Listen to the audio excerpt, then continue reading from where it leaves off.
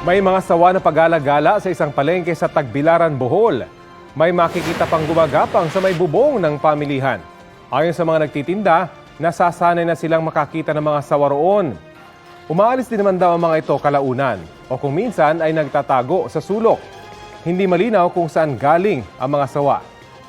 Paalala lang po, iligal ang paghuli at pagpatay sa mga ahas maliban na lang kung malalagay sa alanganin ng buhay ng tao. Base po yan sa Republic Act 9147 o ang Wildlife Resources Conservation and Protection Act. Mainam na i-report agad sa mga otoridad kapag may nakitang ahas. Kapuso, alamin ang maiinit na balita. Bisitahin at mag-subscribe sa GMA Integrated News sa YouTube. Sa mga kapuso abroad, samahan nyo kami sa GMA Pinoy TV at sa www.gmanews.tv.